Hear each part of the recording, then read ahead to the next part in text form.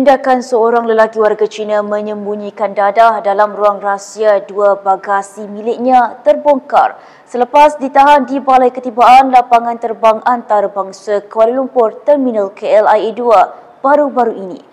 Pengarah Kastam Lapangan Terbang Antarabangsa Kuala Lumpur, Zulkifli Muhammad berkata, suspek ditahan pada 28 Oktober lalu selepas imbasan Agensi Kawalan dan Perlindungan Sempadan Malaysia AKPS mengesan imej mencurigakan dalam bagasi yang dibawanya.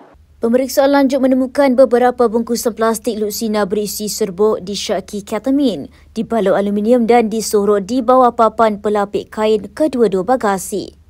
Jumlah keseluruhan rampasan dianggarkan seberat 6,884 gram dengan nilai lebih RM344,000.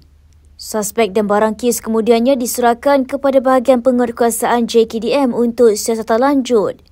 Kes disiasat mengikut Seksyen 39B-1-A Akta Dadah Berbahaya 1952, manakala ketamin disenaraikan di bawah jadual pertama, bahagian 3 Akta sama.